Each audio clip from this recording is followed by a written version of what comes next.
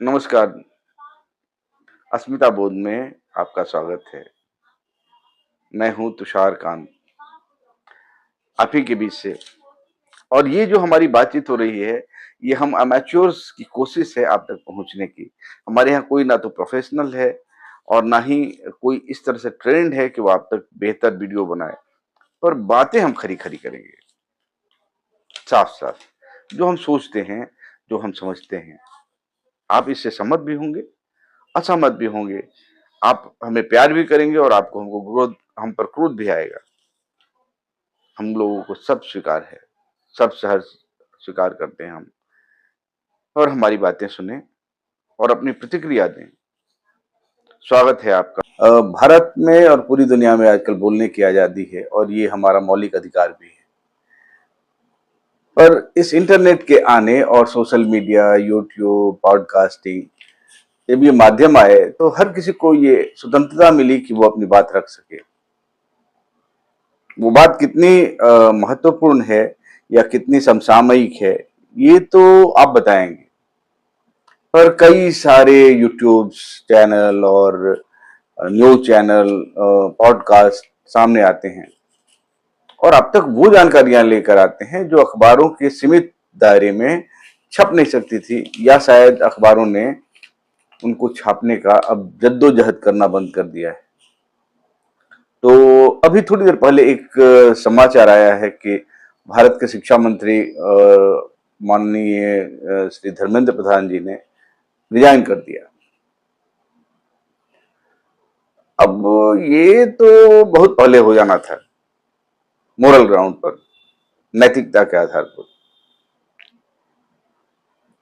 जब लगातार paper leak हो रहे थे, बच्चे आहत हो रहे थे, तो शिक्षा मंत्री को सबसे पहले अपना पद छोड़ देना था और शायद प्रधानमंत्री जी को भी ये देखना चाहिए था कि ये इस तरह की घटना की पुनरावृत्ति ना हो।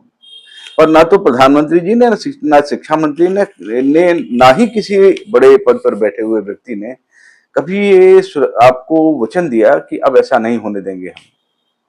ऐसा लगता था जैसे सत्ता के कानों पर जूं ही नहीं रेंग रही, जैसे कि इन बातों का कोई मतलब नहीं है। सब अपनी अपनी दुनिया में मगन थे। और अभी जब कुछ दिनों से चल रहे आंदोलन ने अपना रूप दिखाना शुरू किया, तो इस सरकार ने जनता के भारी दबाव में अपने शिक्षा मंत्री से इस्तीफा लिया है। शायद सरकार के प्रति बची खुची जो मेरी इज्जत थी, वो भी कम हो गई है। इसका मतलब ये है कि इस सरकार से आप दबाव देकर कुछ भी करा सकते हैं। अगर ये जेन्युइन था तो आपने पहले क्यों नहीं किया? और अगर आपने जनता के दबाव में ये निर्णय लिया है, तो वो जो जनता जो सड़कों पर उतरी है, वो तो हमेशा उतर सकती है।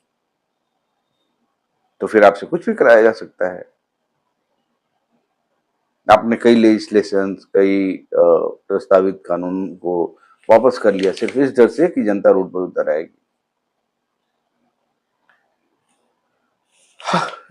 अगर हम सोचें इस सरकार के बारे में, बड़ी उपलब्धियां हैं इसकी।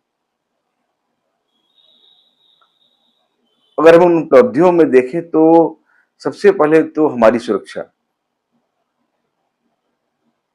आप देखिए, इस सरकार के आने के ठीक पहले जब मन करता था, भारत के हृदय पर बैठ के आतंकवादी बंदूकें चलाते थे। वो हमारी प्रतिष्ठा, हमारे पार्लियामेंट में घुस गए और हम सिर्फ निंदा करते रहे।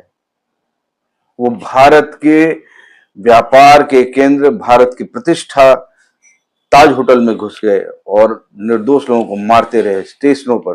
क्या किया हमने? हम बिरयानी खिलाते रहे, केस चलाते रहे, और हमारा रिटेलिएशन क्या था, कि हमारा जवाब क्या था?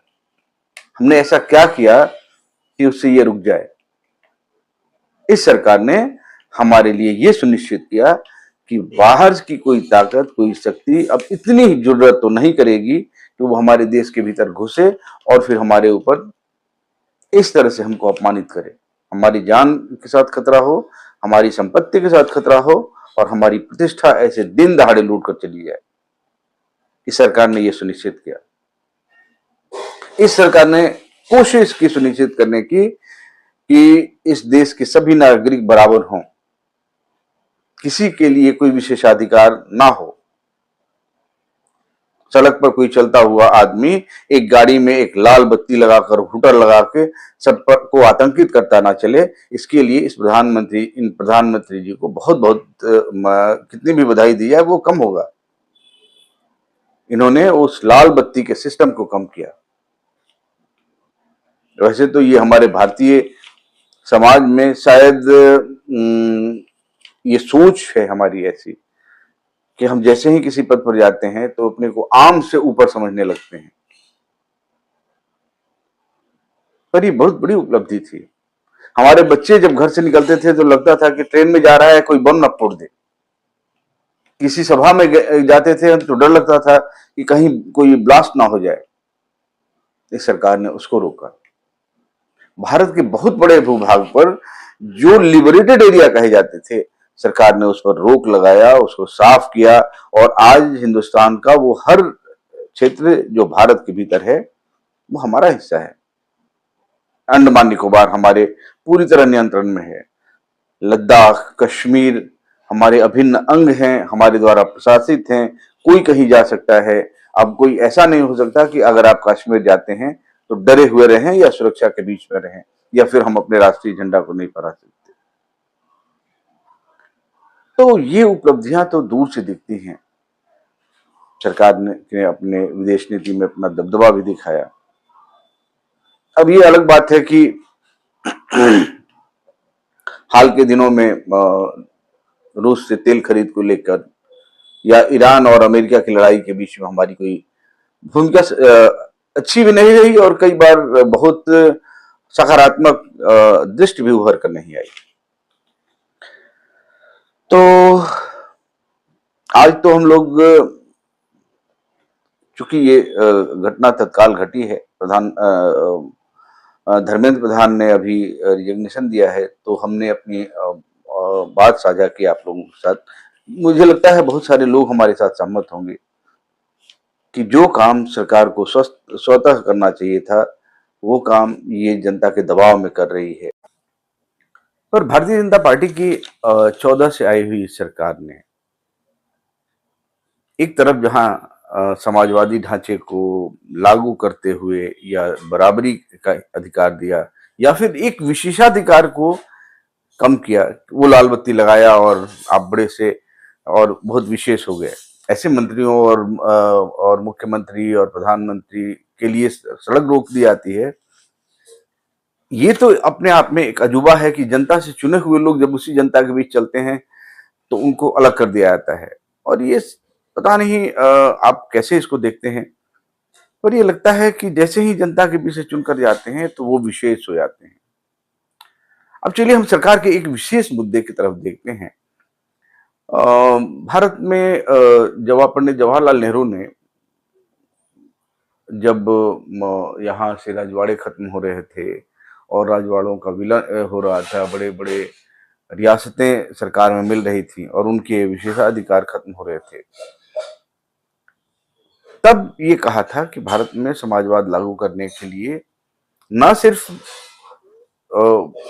सिर्फ सामंती सोच वाले या जो पारंपरिक राजा महाराजा हैं उनको खत्म करने की जरूरत है, बल्कि भारत में समाजवाद असल में तब आएगा जब हम आर्थिक तौर पर इन कॉरपोरेट सेक्टर के लोगों को राजा बनने से रोक सकें। हम कॉरपोरेट राजा खड़े ना होने दें। और इसी सोच के अंतर्गत कि बाजार पर किसी पांच आदमी मिलकर नियंत्रण ना करें या कुछ परिवार मिलकर नियंत्रण ना कर लें, उन्होंने भारत में मिक्स्ड इकोनॉमी का कंसेप्ट लागू किया। वो रूस से प्रभावित जरूर था, लेकिन पंचवर्षीय योजनाएं हमारी अपनी योजनाएं थी। उसके पहले 40 में हमारा बॉम्बे प्लान आ चुका था। तो नेहरू ने बहुत सोच कर यहाँ मिक्स्ड इकोनॉमी लगाई और फिर एक्ट्स आए जहाँ की रिस्ट्रिक्टेड प्रैक्टिसेस को कंट्रोल किया जा सके और मोनोपोली को चैलेंज किया जा सके। पर आज आप देखिए क्या हो रहा है इस सरकार के आने के बाद।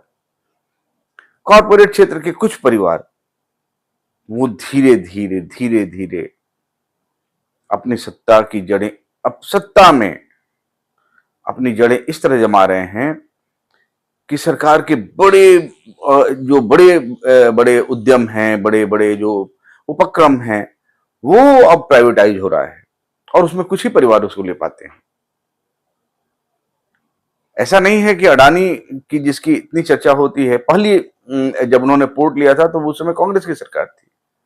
सरकारें कोई भी आए, पर इस सरकार में संभवतः उनको थोड़ा ज्यादा ही छूट मिला है।